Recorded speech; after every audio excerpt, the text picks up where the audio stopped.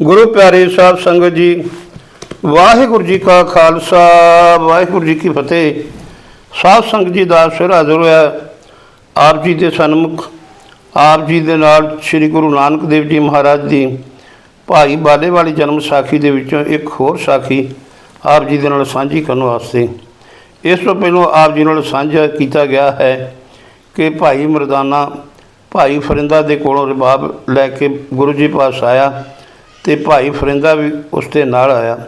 ਭਾਈ ਫਰਿੰਦਾ ਜੀ ਨੇ ਗੁਰੂ ਜੀ ਦੇ ਨਾਲ ਆਪਣੇ ਪਿਛਲੇ ਜਨਮ ਦੀਆਂ ਜਿਹੜੀਆਂ ਗੱਲਾਂ ਹਨ ਉਹ ਸਾਂਝੀਆਂ ਕੀਤੀਆਂ ਅਤੇ ਰਬਾਬ ਦੇ ਕੇ ਉਹਨਾਂ ਗੁਰੂ ਨਾਨਕ ਪਾਸੋਂ ਵਿਦਾ ਮੰਗੀ। ਭਾਈ ਮਰਦਾਨਾ ਜੀ ਉਹਨਾਂ ਨੂੰ ਵਿਦਾ ਕਰਨ ਗਿਆ, ਪਰ ਭਾਈ ਮਰਦਾਨੇ ਨੂੰ ਪਤਾ ਨਹੀਂ ਲੱਗਾ ਕਿ ਉਹ ਕਿੱਥੇ ਜਾ ਕੇ ਉਹਦੇ ਨਾਲੋਂ ਅਲੋਪ ਹੋ ਗਿਆ। ਤੇ ਭਾਈ ਮਰਦਾਨਾ ਜੀ ਵਾਪਸ ਆ ਗਏ ਤੇ ਗੁਰੂ ਨਾਨਕ ਸਾਹਿਬ ਨੂੰ ਪੁੱਛਣ ਲੱਗੇ ਕਿ ਉਹ ਕੌਣ ਆਦਮੀ ਸੀ ਜਿਹੜਾ ਮੇਰੇ ਨਾਲ ਇੱਥੋਂ ਗਿਆ ਤੇ ਉੱਥੇ ਜਾ ਕੇ ਅਲੋਪ ਹੋ ਗਿਆ, ਮੈਨੂੰ ਪਤਾ ਨਹੀਂ ਲੱਗਾ। ਬਾਬੇ ਨਾਨਕ ਨੇ ਕਿਹਾ ਇਹ ਗੱਲਾਂ ਸਭ ਕਰਤਾਰ ਜਾਣਦਾ ਹੈ, ਇਸ ਬਾਰੇ ਆਪਾਂ ਫੇਰ ਗੱਲ ਕਰਾਂਗੇ, ਤੂੰ ਹੁਣ ਰਬਾਬ ਵਜਾ। ਤੇ ਬਾਬੇ ਨਾਨਕ ਦੇ ਕਹਿਣ 'ਤੇ ਜਦੋਂ ਭਾਈ ਮਰਦਾਨਾ ਜੀ ਨੇ ਰਬਾਬ ਵਜਾਈ ਤਾਂ ਗੁਰੂ ਸਾਰੇ ਸਾਧ ਸੰਗਤ ਜੀ ਗੁਰੂ ਨਾਨਕ ਸਾਹਿਬ ਜਿਹੜੇ ਸਮਾਧੀ ਸਥਿਤ ਹੋ ਗਏ ਤੇ ਉਹ 2 ਦਿਨ ਉਹਨਾਂ ਦੀ ਸਮਾਧੀ ਲੱਗੀ ਰਹੀ। ਗੁਰੂ ਜੀ ਦੀ ਸਮਾਧੀ ਲੱਗੀ ਨੂੰ ਜਦੋਂ 2 ਦਿਨ ਬੀਤ ਗਏ ਤੇ ਮਰਦਾਨਾ ਜਿਹੜਾ ਉਹਨੂੰ ਭੁੱਖ ਲੱਗੀ ਤੇ ਮਰਦਾਨਾ ਸੋਚਦਾ ਵੀ ਗੁਰੂ ਜੀ ਅੱਖਾਂ ਖੋਲ੍ਹਣ ਤੇ ਫਿਰ ਆਪਾਂ ਆਪਣੇ ਜਿਹੜੇ ਦੁੱਖ ਆਪਣੀ ਭੁੱਖ ਦਾ ਜਿਹੜੇ ਹੈ ਬਾਬੇ ਜੀ ਨਾਲ ਸਾਂਝਾ ਕਰੀਏ। ਇਹ ਸਾਖੀ ਆਪ ਜੀ ਦੇ ਨਾਲ ਹੁਣ ਸਾਂਝੀ ਕੀਤੀ ਜਾਣੀ ਹੈ। ਸਾਖੀ ਸਾਂਝੀ ਕਰਨ ਤੋਂ ਪਹਿਲਾਂ ਆਪ ਜੀ ਦੇ ਚਰਨਾਂ ਵਿੱਚ ਹੱਥ ਜੋੜ ਕੇ ਬੇਨਤੀ ਹੈ ਕਿ ਸਾਰੇ ਕਿਰਪਾ ਕਰੋ, ਦਾਸਰ ਦੇ ਸਿਰ 'ਤੇ ਮਿਹਰ ਭਰਿਆ ਹੱਥ ਰੱਖੋ ਤੇ ਸਾਰੀ ਸੰਗਤ ਆਖੋ ਸਤਨਾਮ ਸ੍ਰੀ ਵਾਹਿਗੁਰੂ ਸਾਹਿਬ ਜੀ। ਕਰੋ ਕਿਰਪਾ ਜੀ ਸਾਰੀ ਸੰਗਤ, ਕਹਿ ਦਿਓ ਧੰਨ ਧੰਨ ਸ੍ਰੀ ਗੁਰੂ ਨਾਨਕ ਦੇਵ ਸਾਹਿਬ ਜੀ। ਕਰੋ ਕਿਰਪਾ ਤੇ ਸਾਰੀ ਸੰਗਤ, ਕਹਿ ਦਿਓ ਧੰਨ ਧੰਨ ਧੰਨ ਧੰਨ ਅਮਰ ਅਨੋਖੇ ਸ਼ਹੀਦ ਬਾਬਾ ਦੀਪ ਸਿੰਘ ਜੀ। ਕਰੋ ਜੀ ਕਿਰਪਾ ਤੇ ਸਾਰੀ ਸੰਗਤ, ਕਹਿ ਦਿਓ ਧੰਨ ਧੰਨ ਅਮਰ ਸ਼ਹੀਦ ਬਾਬਾ ਨੌਦ ਸਿੰਘ ਜੀ।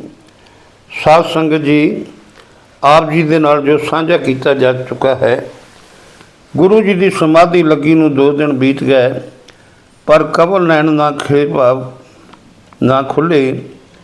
ਮਰਦਾਨੇ ਨੂੰ ਬਹੁਤ ਭੁੱਖ ਲੱਗੀ ਤੇ ਇੰਝ ਲੱਗਦਾ ਸੀ ਕਿ ਜਿਵੇਂ ਪ੍ਰਾਣ ਨਿਕਲ ਜਾਣੇ ਹਨ। ਕੋਈ ਮਨੁੱਖ ਕਿਤੇ ਨਜ਼ਰ ਨਹੀਂ ਸੀ ਆਉਂਦਾ ਜਿਸ ਪਾਸੋਂ ਭੋਜਨ ਮੰਗ ਲਵੇ। ਨੇੜੇ ਠੰਡਾ ਨਰਮਲ ਜਲ ਵਹਿ ਰਿਹਾ ਸੀ। ਜਦੋਂ ਪਿਆਸ ਲੱਗਦੀ ਤੇ ਨਾਲ ਤਾਂ ਜਲ ਛਕ ਲੈਂਦੇ ਸਨ। ਹੁਣ ਜਦ ਗੁਰੂ ਜੀ ਨੂੰ ਸਮਾਧੀ ਵਿੱਚ ਛੱਡ ਕੇ ਉਹ ਜਾਂਦਾ ਨਹੀਂ, ਮਨ ਵਿੱਚ ਵਿਚਾਰ ਕਰਦਾ ਸੀ ਕਿ ਇਹਨਾਂ ਨਾਲ ਕਿਵੇਂ ਨਿਭੇਗੀ। ਇਹਨਾਂ ਦੇ ਨਾਲ ਰਹਿਣ ਨਾਲ ਤਾਂ ਅਪਾਰ ਕਸ਼ਟ ਬਰਦਾਸ਼ਤ ਕਰਨਾ ਪਵੇਗਾ। ਹੁਣ ਜਦੋਂ ਸਮਾਧੀ ਖੁੱਲ੍ਹੇਗੀ ਤੇ ਹੋਸ਼ ਵਿੱਚ ਆਉਣਗੇ ਤੇ ਮੈਂ ਇਹਨਾਂ ਪਾਸੋਂ ਜਾਣ ਦੀ ਆਗਿਆ ਮੰਗ ਲੈਣੀ ਹੈ। ਮੈਂ ਆਪਣੇ ਘਰ ਚਲਾ ਜਾਵਾਂਗਾ, ਮੇਰਾ ਇਹਨਾਂ ਦੇ ਨਾਲ ਰਹਿਣਾ ਬੜਾ ਕਠਿਨ ਹੈ। ਮਰਦਾਨਾ ਬਹੁਤ ਸੋਚਦਾ ਹੈ ਕਿਉਂਕਿ ਉਹਨੂੰ ਭੁੱਖ ਲੱਗੀ ਹੋਈ ਹੈ, ਜਿਸ ਕਾਰਨ ਬਹੁਤ ਵਿਆਕੁਲ ਹੋ ਗਿਆ ਤੇ ਭੋਜਨ ਕਿਸੇ ਤਰ੍ਹਾਂ ਵੀ ਮਿਲ ਨਹੀਂ ਰਿਹਾ। ਦੀਨ ਦਿਆਲ ਗੁਰੂ ਜੀ ਨੂੰ ਛੱਡ ਵੀ ਨਹੀਂ ਸੀ ਸਕਦਾ। ਬੜੀ ਔਖੀ ਆ ਬਣੀ ਹੈ, ਬੜਾ ਦੁੱਖ ਪਾਇਆ, ਬੜੀ ਕਠਿਨਾਈ ਹੋਈ। ਹੁਣ ਤਾਂ 2 ਹੀ ਗੱਲਾਂ ਹਨ, ਜੇ ਗੁਰੂ ਨਾਨਕ ਪਾਸ ਰਹੇ ਜਾਂ ਸ਼ਹਿਰ ਨੂੰ ਚਲਾ ਜਾਵੇ। ਇਹ ਵਿਚਾਰ ਕਰਦਿਆਂ ਕਰਦਿਆਂ ਸਾਰੀ ਰਾਤ ਬੀਤ ਗਈ ਤੇ ਹੁਣ ਅਗਲੇ ਦਿਨ ਦਾ ਸੂਰਜ ਵੀ ਚੜ੍ਹ ਪਿਆ। ਹੁਣ ਸਤਿਗੁਰਾਂ ਦੇ ਕੋਮਲ ਕਮਲ ਫੁੱਲ ਵਰਗੇ ਨੇਤਰ ਨੈਣ ਖੁੱਲ੍ਹੇ ਤੇ ਉਸ ਵੇਲੇ ਸਰੀਰ ਸੁਚੇਤ ਹੋ ਗਿਆ। ਮਰਦਾਨੇ ਦੇ ਦਿਲ ਦੀ ਗੱਲ ਉਹ ਬੁੱਝ ਚੁੱਕੇ ਸਨ, ਸਮਝ ਚੁੱਕੇ ਸਨ। ਇਹ ਗੰਭੀਰ ਵਜਨ ਕਹਿ ਆਪਣਾ ਹਾਲ ਚਾਲ ਦੱਸੋ। ਚਿਹਰਾ ਬੜਾ ਕਮਲਾਇਆ ਹੋਇਆ ਹੈ। ਗੁਰੂ ਨਾਨਕ ਜੀ ਦੇ ਇਹ ਬਚਨ ਸੁਣ ਕੇ ਬੜੀ ਵਿਆਕੁਲਤਾ ਦੇ ਨਾਲ ਮਰਦਾਨਾ ਕਹਿਣ ਲੱਗਾ, ਆਪ ਜੀ ਦੇ ਨੇੜੇ ਭੁੱਖੇ ਪਿਆਸੇ ਰਹਿਣ ਨਾਲੋਂ ਕੋਈ ਹੋਰ ਵੱਡਾ ਕਸ਼ਟ ਨਹੀਂ। ਤੁਹਾਨੂੰ ਕਿਵੇਂ ਕੋਈ ਦੁੱਖ ਸੁੱਖ ਵਾਪਰ ਸਕਦਾ ਹੈ? ਤੁਹਾਨੂੰ ਤਾਂ ਕੋਈ ਦੁੱਖ ਲੱਗਦਾ ਨਹੀਂ, ਪਰ ਜਿਹੜੀ ਇਹ ਸਾਰੀ ਰਚਨਾ ਤੁਹਾਡੀ ਸਿਰਜੀ ਹੋਈ ਹੈ ਤੇ ਮੇਰਾ ਤੇ ਮਨੁੱਖਾ ਸਰੀਰ ਹੈ, ਇਹਨਾਂ ਚੀਜ਼ਾਂ ਤੋਂ ਬਗੈਰ ਰਹਿ ਨਹੀਂ ਸਕਦਾ। ਭੋਜਨ ਵੀ ਚਾਹੀਦਾ, ਕੱਪੜਾ ਵੀ ਚਾਹੀਦਾ। ਮੈਨੂੰ ਤਾਂ ਇਹਨਾਂ ਚੀਜ਼ਾਂ ਦੀ ਨਿੱਤ ਲੋੜ ਹੈ। ਭੁੱਖ ਨਾਲ ਮੈਂ ਬਹੁਤ ਵਿਆਕੁਲ ਹੋ ਗਿਆ। ਹਾਂ ਪ੍ਰਭੂ ਜੀ, ਮੈਂ ਕੀ ਖਾਵਾਂ, ਕਿੱਥੋਂ ਖਾਵਾਂ? ਅਤੇ ਬਾਬੇ ਨੇ ਆਖਿਆ, ਬਾਬਾ ਨੇ ਕਿਹਾ ਜਦੋਂ, ਅਤੇ ਇਹ ਮਰਦਾਨਾ ਕਹਿਣ ਲੱਗਾ, ਜੇ ਤੁਸੀਂ ਮੈਨੂੰ ਸਦਾ ਆਪਣੇ ਨਾਲ ਰੱਖਣਾ ਚਾਹੁੰਦੇ ਹੋ ਤਾਂ ਮੇਰੀ ਭੁੱਖ ਦੂਰ ਕਰ ਦਿਓ। 3 ਦਿਨ ਖਾਣ ਪੀਣ ਤੋਂ ਬਗੈਰ ਬੀਤੇ ਹਨ। ਵਿਆਕੁਲ ਹੋ ਕੇ ਸਰੀਰ ਬਹੁਤ ਕਮਜ਼ੋਰ ਹੋ ਗਿਆ। ਮੇਰਾ ਕਿਸ ਤਰ੍ਹਾਂ ਨਿਰਵਾਹ ਹੋਵੇਗਾ? ਭੋਜਨ ਖਾਣ ਨੂੰ ਮੇਰਾ ਚਿੱਤ ਕਰਦਾ ਹੈ। ਇੱਕ ਕਮਜ਼ੋਰ ਸਰੀਰ, ਦੂਸਰਾ ਸਦਾ ਪੈਦਲ ਤੁਰਨਾ ਪਵੇਗਾ। ਅਤੇ ਗੁਰੂ ਨਾਨਕ ਦੇਵ ਜੀ ਨੇ ਮੁਖ ਤੋਂ ਬਚਨ ਕੀਤੇ, ਹੇ ਮਰਦਾਨੇ ਸੁਣੋ, ਸਾਡੇ ਨਾਲ ਸਦਾ ਇਸ ਤਰ੍ਹਾਂ ਹੀ ਰਹਿਣਾ ਹੈ ਤਾਂ ਰਹੋ, ਜੇ ਨਹੀਂ ਰਹਿਣਾ ਤਾਂ ਤੁਹਾਡੀ ਮਰਜ਼ੀ।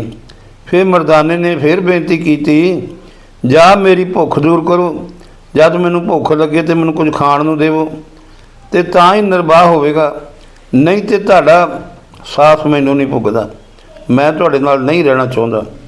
ਇਹ ਗੱਲਾਂ ਪ੍ਰਭੂ ਸੰਗ ਕੀਤੀਆਂ, ਜਿਹੜਾ ਆਪ ਵੀ ਕਰਨ ਕਰਾਉਣ ਵਾਲਾ ਹੈ।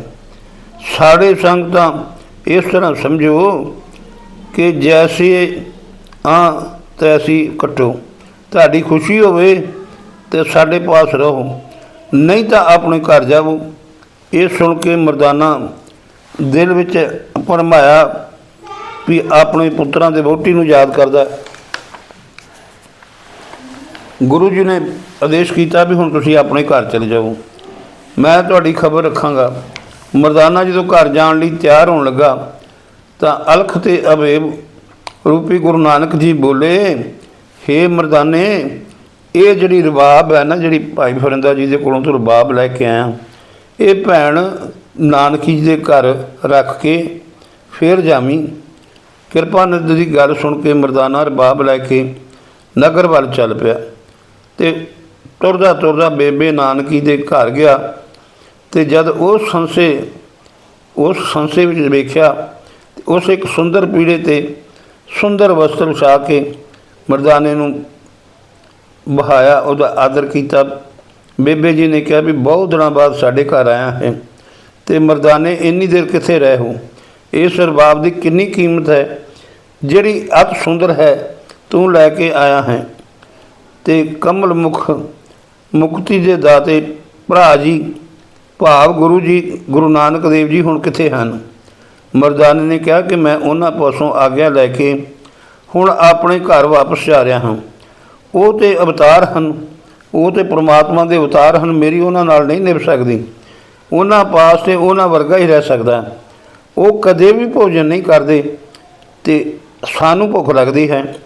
ਅਤੇ ਹੇ ਭੈਣ ਜੀ, ਮੈਂ ਹੁਣ ਰਬਾਬ ਰੱਖਣ ਵਾਸਤੇ ਤੁਹਾਡੇ ਘਰ ਆਇਆ ਹਾਂ ਅਤੇ ਹੁਣ ਮੈਂ ਤਲਵੰਡੀ ਜਾਣਾ ਹੈ।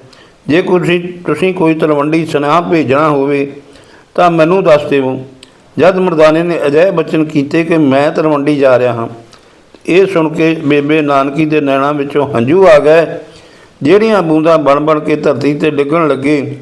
ਬੇਬੇ ਜੀ ਦਾ ਹੌਸਲਾ ਟੁੱਟ ਗਿਆ, ਹਿਰਦਾ ਪੀੜਾ ਨਾਲ ਭਰ ਗਿਆ, ਖੁਸ਼ੀ ਛੱਡ ਕੇ ਸੁੱਖ ਰਹਿਤ ਹੋ ਗਈ, ਦੁੱਖ ਵਿੱਚ ਗੁਰੂ ਜੀ ਦੇ ਵਜੂਦ ਦੇ ਪ੍ਰੇਮ ਰੂਪੀ ਸਮੁੰਦਰ ਵਿੱਚ ਡੁੱਬ ਗਈ। ਗਿਆਨ ਰੂਪੀ ਕਿਨਾਰਾ ਕਿਤੇ ਲੱਭ ਨਹੀਂ ਸੀ ਰਿਹਾ, ਨਾਨਕ ਰੂਪ ਜਹਾਜ਼ ਪਾਸ ਨਹੀਂ ਸੀ, ਜਿਸ ਕਾਰਨ ਤਰ ਕੇ ਸਮੁੰਦਰ ਪਾਰ ਕਰ ਜਾਂਦੀ। ਦਾਸੀ ਤੁਰਸਾਂ ਲਹਿਰਾਂ ਰੂਪ ਬਣ ਕੇ ਤਰ ਪੈਣ ਵਾਸਤੇ ਧੀਰਜ ਦਿੰਦੀ ਹੈ, ਉਸ ਦੇ ਮੁਖੜੇ ਨੂੰ ਪੂੰਝ ਕੇ ਦਿਲਾਸਾ ਦਿੰਦੀ ਹੈ ਅਤੇ ਸ਼ਾਂਤ ਕਰਨ ਵਾਸਤੇ ਅਨੇਕ ਯਤਨ ਕਰਦੀ ਹੈ। ਰੋਂਦੀ ਹੈ ਅਤੇ ਕਿਸੇ ਤਰ੍ਹਾਂ ਵੀ ਚੁੱਪ ਨਹੀਂ ਕਰਦੀ। ਜਦ ਤੱਕ ਹਿਰਦਾ ਅਗਿਆਨੀ ਹੈ, ਸ਼੍ਰੀ ਨਾਨਕ ਦੇ ਪ੍ਰੇਮ ਦੀ ਮਹਿਮਾ ਵਿਛੜਨ ਕਰਕੇ ਘਬਰਾ ਗਈ ਹੈ। ਜੈ ਰਾਮ ਬਾਹਰ ਕਿਤੇ ਕੰਮ ਗਿਆ ਹੋਇਆ ਸੀ, ਉਹ ਵੀ ਉਸੇ ਵੇਲੇ ਘਰ ਆ ਗਿਆ ਅਤੇ ਬੇਬੇ ਨਾਨਕੀ ਨੂੰ ਰੋਂਦੀ ਵੇਖ ਕੇ ਉਹ ਬਹੁਤ ਹੈਰਾਨ ਹੋਇਆ। ਅਤੇ ਫਿਰ ਦਾਸੀ ਤੁਲਸਾ ਨੂੰ ਇਹ ਬਚਨ ਕਹੇ, ਮੈਨੂੰ ਦੱਸੋ ਕਿ ਕੀ ਕੁਕਰਮ ਹੋ ਗਿਆ ਹੈ ਕਿ ਮਹਿਤਾ ਕਾਲੂ ਦੀ ਪੁੱਤਰੀ ਇਸ ਤਰ੍ਹਾਂ ਰੋ ਰਹੀ ਹੈ? ਤੁਲਸਾ ਨੇ ਉੱਤਰ ਦਿੱਤਾ, ਮਰਦਾਨਾ ਚੱਲਿਆ ਹੈ ਅਤੇ ਭਰਾ ਜੀ ਇਕੱਲੇ ਰਹਿ ਗਏ ਹਨ। ਇਹ ਸਮਝ ਕੇ ਉਦਾਸ ਹੋ ਗਏ ਹਨ। ਭਰਾ ਜੀ ਵਿਦੇਸ਼ਾਂ ਵਿੱਚ ਜਾ ਰਹੇ ਹਨ। ਇਸ ਵਿਛੋੜੇ ਦਾ ਦੁੱਖ ਮੰਨਿਆ ਹੈ। ਰਬਾਬ ਰੱਖਣ ਵਾਸਤੇ ਮਰਦਾਨਾ ਆਇਆ ਹੈ। ਉਸ ਪਾਸੋਂ ਸਾਰੀ ਗੱਲਬਾਤ ਸੁਣ ਕੇ ਭੈਣ ਨਾਨਕੀ ਜੀ, ਬੀਬੀ ਨਾਨਕੀ ਜੀ ਰੋ ਰਹੇ ਹਨ। ਜੈ ਰਾਮ ਨੇ ਕਿਹਾ, हे ਮਰਦਾਨਾ, ਤੁਸੀਂ ਗੁਰੂ ਜੀ ਪਾਸ ਰਹੋ, ਜਿਸ ਤਰ੍ਹਾਂ ਕਹੋਗੇ ਉਸੇ ਤਰ੍ਹਾਂ ਕਰਾਂਗੇ, ਇੱਥੇ ਰੱਖਾਂਗੇ, ਘਰ ਜਾਣ ਨਹੀਂ ਦੇਵਾਂਗੇ। ਫਿਰ ਹਿਰਦਾ ਕਿਉਂ ਉਦਾਸ ਹੋਵੇਗਾ। ਬੇਬੇ ਜੀ ਕਹਿਣ ਲੱਗੇ, हे ਸ੍ਰੇਸ਼ਟ ਦੇ ਸੁਪੁੱਤਰ, ਸੁਣੋ, ਜੇ ਮਰਦਾਨਾ ਭਰਾ ਦੇ ਪਾਸ ਨਹੀਂ ਰਹਿਣਾ, ਦੂਰ ਨਾ ਜਾਣ, ਫਿਰ ਮਨ ਕਿਵੇਂ ਉਦਾਸ ਹੋਵੇਗਾ। ਜੇ ਇਹ ਭਰਾ ਦੇ ਪਾਸ ਰਵੇ ਤੇ ਫਿਰ ਮੈਂ ਕਦੀ ਉਦਾਸ ਨਹੀਂ ਹੋਵਾਂਗੀ। ਸੋ ਕਵਲ ਮੁਖ ਵਾਲੇ ਸੁੰਦਰ ਨੈਣਾ ਵਾਲੇ ਪਰਮਾਤਮਾ ਰੂਪੀ ਨਾਨਕ ਦੇਵ ਜੀ ਨੇੜੇ ਰਹਿਣ ਤਾਂ ਕਦੀ ਕਦੀ ਮੈਂ ਵੀ ਵੇਖ ਲਿਆ ਕਰਾਂਗੀ। ਜੇ ਵਿਦੇਸ਼ ਜਾਣਗੇ ਤੇ ਉਹਨਾਂ ਦਾ ਮੁਖੜਾ ਦਿਸੇਗਾ ਨਹੀਂ, ਤੇ ਮਨ ਇਹ ਸਮਝ ਕੇ ਘਬਰਾ ਰਿਹਾ ਹੈ। ਜੈ ਰਾਮ ਨੇ ਕਿਹਾ, ਨਾਨਕ ਉੱਤੇ ਤੇਰਾ ਭਰੋਸਾ ਪਹਾੜ ਬਰਾਬਰ ਸਥਿਤ ਹੈ। ਤੂੰ ਪਹਾੜ ਵਾਂਗੂ ਉਹਦੇ 'ਤੇ ਭਰੋਸਾ ਰੱਖਦੀ ਹੈ। ਹੁਣ ਤੂੰ ਰੋ ਰਹੀ ਹੈ। ਇਸ ਤਰ੍ਹਾਂ ਦੇ ਜਿਹੜੇ ਇੰਦਰ ਦੇ ਮੰਜ਼ਰ ਵਾਂਗ ਜਿਸ ਨੂੰ ਵੇਖ ਕੇ ਪਹਾੜ ਵੀ ਡੋਲ ਜਾਂਦੇ ਨੇ, ਇਸ ਤਰ੍ਹਾਂ ਕਰਮ ਬੰਜ਼ਰ ਨੇ ਤੁਹਾਡੀ ਸਥਿਰਤਾ ਨੂੰ ਹਿਲਾ ਦਿੱਤਾ ਅਤੇ ਤੁਸੀਂ ਇਸ ਸਮੇਂ ਧੀਰਜ ਵਿੱਚ ਨਹੀਂ ਹੋ। ਹਰ ਸਮੇਂ ਮੈਨੂੰ ਸਮਝਾਉਂਦੀ ਰਹਿੰਦੀ ਸੈਂ, ਹੁਣ ਆਪ ਹੀ ਕਿਉਂ ਭਰਮਾਂ ਵਿੱਚ ਪੈ ਗਈ ਹੈ। ਅਤੇ ਸ਼੍ਰੀ ਨਾਨਕ ਤੇ ਆਪ ਆਸਰਾ ਰੂਪ ਹਨ। ਉਹਨਾਂ ਨੂੰ ਕਿਸੇ ਦੀ ਆਸਰੇ ਦੀ ਕੀ ਲੋੜ ਹੈ। ਜਿਹੜਾ ਉਹਨਾਂ ਦੇ ਭੇਦ ਜਾਣਦੇ ਹਨ ਉਹ ਸਮਝਦੇ ਹਨ। ਹੋਰ ਮਰਦਾਨਾ ਜਿਵੇਂ ਕਿਵੇਂ ਨਗਰ ਵਿੱਚ ਰਹਿ, ਉਸ ਦਾ ਉਪਾਅ ਕਰੋ। ਇਸ ਦਾ ਹਿਰਦਾ ਕਿਉਂ ਉਦਾਸ ਹੋਇਆ, ਇਹ ਤਲਵੰਡੀ ਨੂੰ ਕਿਉਂ ਚੱਲਿਆ ਹੈ। ਬੇਬੇ ਨਾਨਕੀ ਨੇ ਕਿਹਾ, ਇਸ ਨੂੰ ਪੁੱਛੋ ਕਿ ਕਿਉਂ ਦਲਗੀਰ ਹੋਇਆ ਹੈ। ਜੈ ਰਾਮ ਨੇ ਕਿਹਾ, ਸੁਣ ਮਰਦਾਨਾ, ਤੂੰ ਕਿਉਂ ਨਾਨਕ ਨੂੰ ਛੱਡ ਕੇ ਤਲਵੰਡੀ ਨੂੰ ਚੱਲਿਆ। ਬਾਬਾ ਨਾਨਕ ਤੈਨੂੰ ਬਹੁਤ ਪਿਆਰ ਕਰਦੇ। ਫਿਰ ਇਸ ਤਰ੍ਹਾਂ ਦਾ ਵਿਚਾਰ ਕਿਵੇਂ ਤੇਰਾ ਬਣਿਆ, ਕਿਵੇਂ ਤੇਰੇ ਮਨ ਵਿੱਚ ਇਹ ਵਿਚਾਰ ਆਈ, ਤੂੰ ਉਹਨਾਂ ਦੇ ਨਾਲ ਰਹੋ, ਤਲਵੰਡੀ ਨਾ ਜਾ। ਜੋ ਚਾਹੁੰਦੇ ਹੋ ਸਾਡੇ ਕੋਲੋਂ ਲੈ ਲਵੋ, ਅਸੀਂ ਇਸ ਵਿੱਚ ਕੋਈ ਦੇਰੀ ਨਹੀਂ ਕਰਾਂਗੇ, ਅਸੀਂ ਦੇ ਦਿਆਂਗੇ। ਮਰਦਾਨੇ ਕਿਹਾ, ਇਹ ਜੈ ਰਾਮ ਜੀ ਸੁਣੋ, ਮੇਰੀ ਉਹਨਾਂ ਨਾਲ ਨਹੀਂ ਨਿਭ ਸਕਦੀ, ਕਿਉਂਕਿ ਉਹ ਕਲਾਵਾਨ ਪ੍ਰਭੂ ਦਾ ਅਵਤਾਰ ਹਨ।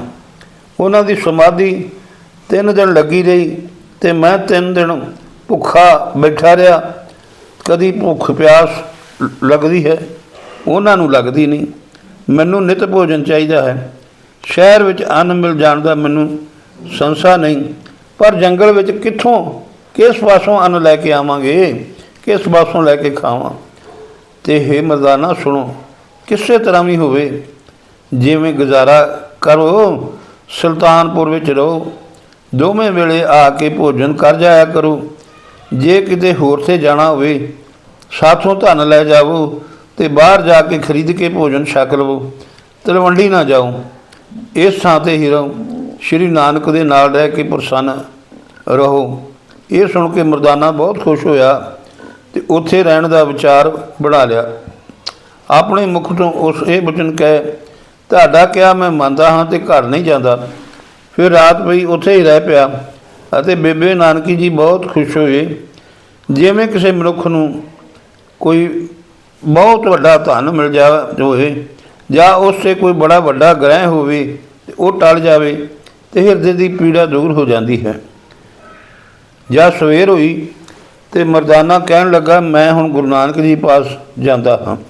ਬੇਬੇ ਨਾਨਕੀ ਨੇ ਕਿਹਾ, ਤੈਨੂੰ ਭੋਜਨ ਤਿਆਰ ਕਰ ਦਿੰਦੇ ਹਾਂ, ਭੋਜਨ ਛਕ ਕੇ ਜਾਵੋ ਤਾਂ ਕਿ ਭੁੱਖ ਦੂਰ ਹੋਵੇ।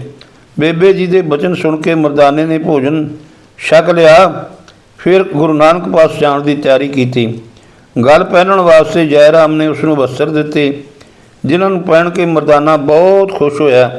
20 ਰੁਪਈਏ ਦੇ ਕੇ ਬੇਬੇ ਨਾਨਕੀ ਨੇ ਕਿਹਾ ਕਿ ਘਰ ਆ ਕੇ ਮੈਨੂੰ ਦਰਸ਼ਨ ਦੇਣ।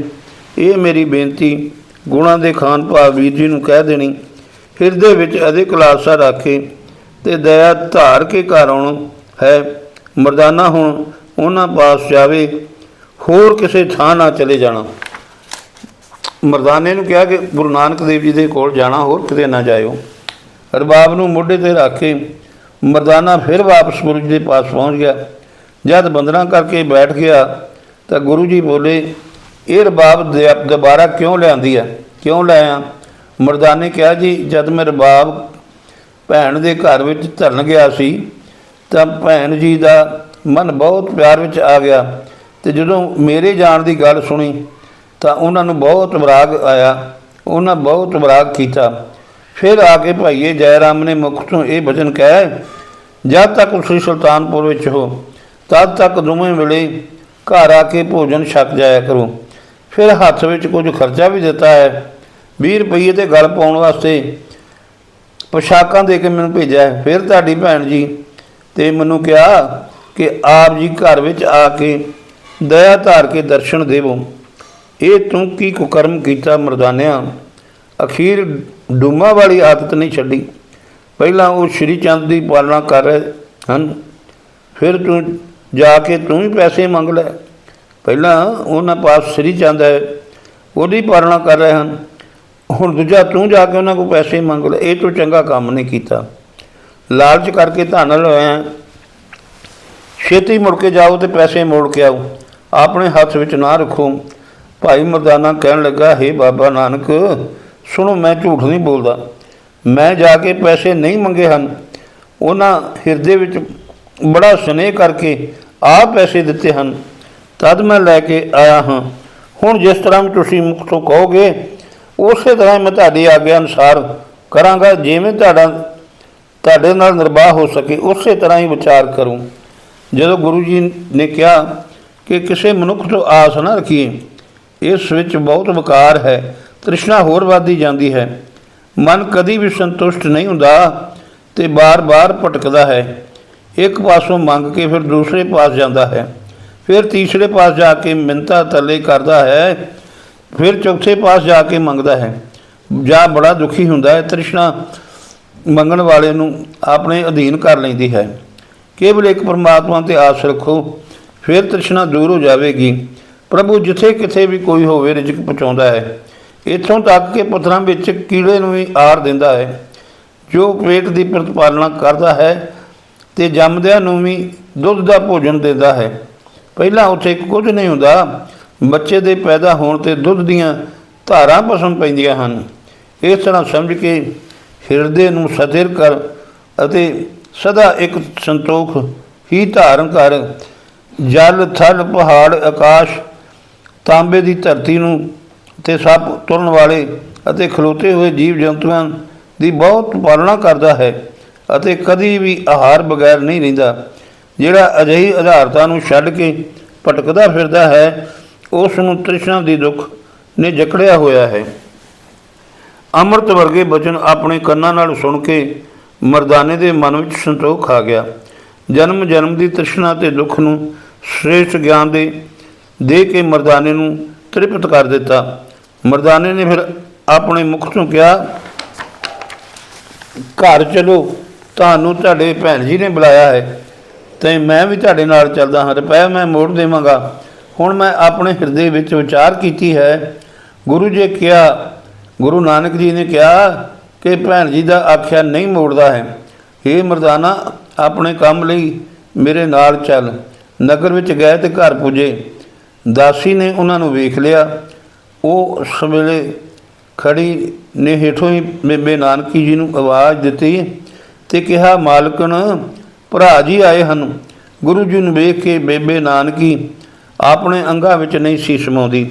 ਭੈਣ ਨਾਨਕੀ ਬੜੀ ਪ੍ਰਸੰਨ ਹੋਈ, ਜਿਵੇਂ ਮੋਰ ਬੱਦਲਾਂ ਦੀ ਗਰਜ ਸੁਣ ਕੇ ਪ੍ਰਸੰਨ ਹੁੰਦਾ ਹੈ। ਦੌੜ ਕੇ ਚਰਨ ਕਮਲਾਂ 'ਤੇ ਸਿਰ ਧਰ ਦਿੱਤਾ, ਜਿਹੜਾ ਕਿ ਮਰਿਆਦਾ ਦੇ ਉਲਟ ਸੀ, ਕਿਉਂਕਿ ਬੇਬੇ ਨਾਨਕੀ ਵੱਡੀ ਸੀ ਅਤੇ ਬਾਬਾ ਨਾਨਕ ਦੀ ਉਮਰ 'ਚ ਛੋਟੇ ਸਨ। ਇਸ ਕਰਕੇ ਉਹਨਾਂ ਅੱਗੇ ਮੱਥਾ ਟੇਕਣਾ ਧਰਮ ਵਿਰੁੱਧ ਹੈ। ਦੋਹਾਂ ਹੱਥਾਂ ਵਿੱਚ ਬੇਬੇ ਨਾਨਕੀ ਦਾ ਸਿਰ ਫੜ ਕੇ ਧਰਮ ਪੁਰਖ ਭਾਵ ਗੁਰੂ ਨਾਨਕ ਜੀ ਨੇ ਕਿਹਾ, ਅੱਜ ਤੋਂ ਬਾਅਦ ਮੈਂ ਕਦੀ ਵੀ ਤੁਹਾਡੇ ਘਰ ਨਹੀਂ ਆਵਾਂਗਾ।